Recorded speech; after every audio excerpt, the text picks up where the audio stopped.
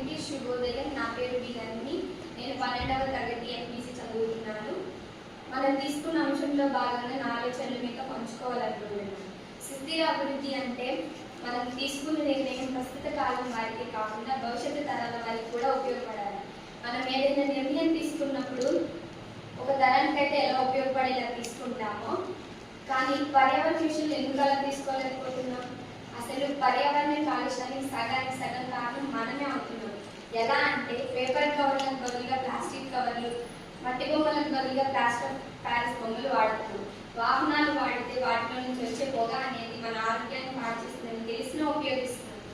ఏ అంశాల్లో కాలుష్యం జరుగుతుందంటే నీరు, నేల, గాలి. నీరు కాలుష్యం పెద్ద పెద్ద పరిశ్రమల నుండి వెలువడే రసాయనాలు అనేవి దగ్గరలో ఉండే చెరువుల్లో, కాలువల్లో కలవడం వలన ఆ నీటిలో జీవించే జలచర రాశులు, జీవులు అనేవి చనిపోతున్నాయి.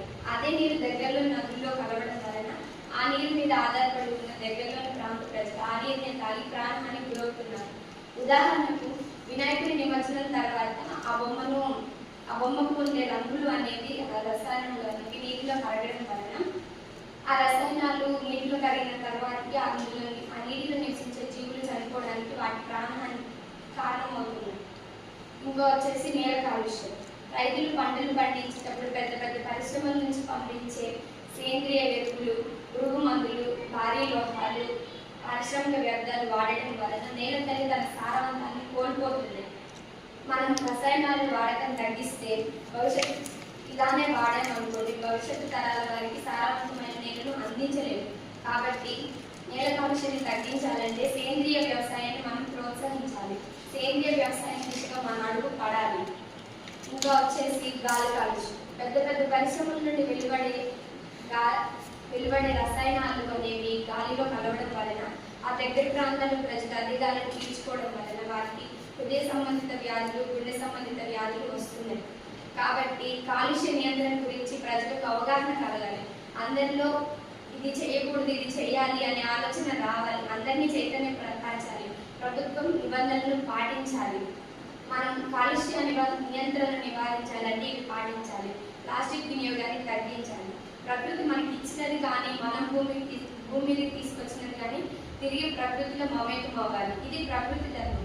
కానీ ప్లాస్టిక్ దీనికి అతీతం.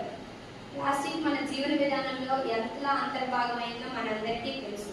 కానీ అది ఎంతలా తీరని పర్యావరణ చేడు చేస్తుందో గుర్తించాల్సిన ఆవశ్యకత కూడా మనలో ఉంది. కాబట్టి వీలైనంత వరకు మన పరిధిలో ప్లాస్టిక్ వినియోగాన్ని తగ్గిద్దాం. మట్టి బొమ్మలను వాడదాం. మట్టి బొమ్మలు వాడేది ఎప్పుడో ఒక్కసారి అయినా కానీ ఆపేద్దాం. సేంద్రియ వ్యవసాయాన్ని ప్రోత్సహిద్దాం. చివరిగా నేను చెప్పబోయేది ఏంటంటే ప్రపంచంలోకి అత్యధిక యువత కలిగి ఉన్న దేశం మన భారతదేశమే.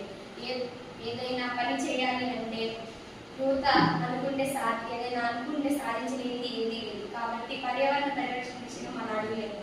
ధన్యవాదాలు. ఈ అవకాశం ఇచ్చిన ఇస్కాన్ సంస్థ వారికి నా ధన్యవాదాలు.